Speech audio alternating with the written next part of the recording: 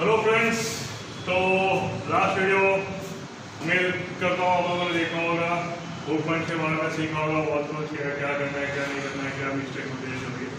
अगर आपने हुक पंच सीख लिया है, आपको कॉन्फिडेंस आ चुका है, तो हम लोग आगे बढ़ते हैं।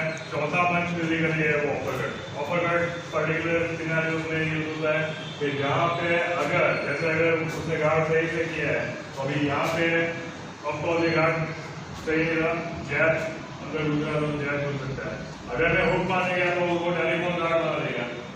और अभी आप देख सकते हो कि अगर ये टेलीफोन गार्ड है तो अब इन दोनों के बीच में गैप क्रिएट हुआ है। अगर मैं ये बताऊंगा शायद जिसके जाएगा कैसा होगा, लेकिन अगर मैं यहाँ से बीच में यूज कर रहा हूँ तो अपर कट बेसिकली रहता है ये पर्टिकुलर हाथ के बीच में अगर गैप मिल रहा है या फिर वो हेड मूवमेंट यूज कर रहा है। अगर एक कर रहा हूँ नीचे झुक रहा है, अगर वो नीचे झुक रहा है तो हेड हुक में ये झुका तो नहीं, यहाँ से अपर कट मार सकता हूँ। तो अपर कट की मेनली एप्लीकेशन अगर दो हाथ के बीच में अगर जगह बनती है तो उसमें दो हाथ के बीच में से अपर कट मारना। और दूसरा ये है कि अगर वो नीचे बैंड हो रहा है या नीचे झुक रहा है, अगर बचने के लिए हुक से या किसी भी से बचने के लिए, जैब से बचने के लिए भी बहुत ऐसे नीचे झुक जाते हैं तो उस टाइम में मैं अपर कट मार सकता हूँ। तो अगर अपर कट झुक रहा है और अपोनेंट के हाथ में गैप अगर आपको मिल रहा है गार्ड के बीच में तो यूज होता है अपर कट। अभी हमें अपर कट मारने की टेक्निक क्या है? अपर कट ऑफकोर्स जैसे कि आपने डाउनवर्ड टू अपवर्ड मोशन में, और इसमें सिर्फ अगर अपर कट में बहुत लोग क्या करते हैं कि हाथ को सिर्फ यूं हाथ को यूटिलाइज करते हैं। तो जैसा कि बाकी के किसी ने भी सिर्फ हाथ को यूटिलाइज करने में पावर नहीं है, ये हाथ को यूटिलाइज करने में पावर नहीं है। पावर कब है? हाथ के साथ बॉडी भी जाएगी तब। तो एक साइड पे मैं बैंड करूंगा उसको, और ये जो मोशन है, ये मोशन कमर की ये मोशन है, उसके अंदर मैं अपर कट ऐड करूंगा। मिड हैंड से भी मारना तब भी और रियर हैंड से मारना तब भी। सेम हैंड के ऊपर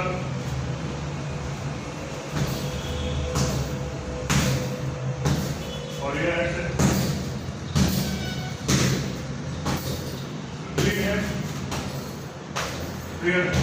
ओके।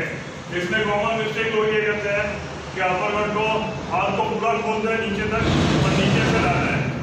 तो उसमें होता क्या है कि सपोज अगर मैं पूरा ओपन करके मारूंगा तब उसको पता चल जाएगा कि अपर कट आ रहा है और वो अपनी मिस्टेक जो है वो सीधा करेगा। सपोज के उसके दोनों हाथ के बीच में गैप है और अगर मैं दिखाऊंगा कि ये मार रहा हूँ तो वो बच गया, उसको पता चल गया। एल्बो बीच में ले आएगा, ये एल्बो बीच में ले आएगा, तो वो कैरी गलत नहीं करना है कि मैं यहाँ पे ऐसे करके अपर कट मार रहा हूँ। मैं नीचे से मार के हल्का सा बैंड करके अंदर घुस के मार दूंगा तो उसको इससे पहले कि उसको पता चले लेट हो जाए। तो अपर कट में ज्यादा हाथ को नीचे अनफोल्ड करके फिर मारने की जगह पे डायरेक्टली, तो that simple upper cut simple है। और हिट करना है इसमें भी नकल नहीं कि आपने कोई उंगलियां, अगर उंगलियां से कनेक्ट होती है। और हाँ, बहुत लोगों का मिस्टेक ये होता है अपर करने के, वो लोग हाथ को फिस्ट को टर्न नहीं करते, वो लोग फिस्ट पे ऐसे ही मारते हैं। अगेन बैड प्रैक्टिस, अपने नकल जो है तगड़ा लेंगे। अगर मैं इसको मैं मार रहा हूँ ऐसे और ये मार रहा हूँ, अगर उसको चीज को कनेक्ट भी हो गया है तो आखिरी नकल में मेरा वेट आ गया, मेरा वेट जो आ रहा है वो आखिरी नकल में आएगा, उसको चीन से डैमेज होगा लेकिन मेरा नकल भी टूटेगा जैसे ऑलरेडी टूट चुका है।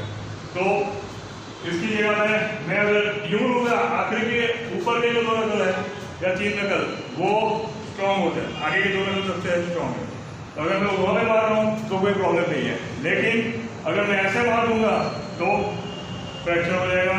मारने उसको गया नहीं लगेंगे मेरे को भी, तो वो बैड प्रैक्टिस नहीं करनी है।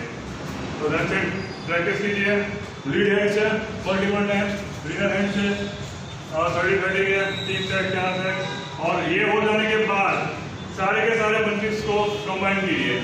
नेक्स्ट ये होगा कि जैब क्रॉस सपोज किया, फिर जैब के साथ ही बाकी के पंचेस, जैब हुक, जैब अपरकट, फिर क्रॉस दीजिए, cross jab, cross hook, cross uppercut, फिर हुक के साथ hook cross, hook uppercut, hook hook, जो भी जितने भी कॉम्बिनेशन आप बना पाओ 2 से 3 के उतने कॉम्बिनेशन के प्रैक्टिस कीजिए, 50-50 टाइम्स सारे के सारे पंचेस कीजिए, हवा में कीजिए, फिर बैक पे कीजिए। आपने पंचेस जितने उसी का वर्कआउट बनाइए। तब तक नेक्स्ट सेशन में अभी बेसिक पंचेस कंप्लीट हम लोगों ने किया है, नेक्स्ट सेशन में हम लोग स्टार्ट करेंगे बेसिक किक्स। तब तक के लिए कीप प्रैक्टिसिंग।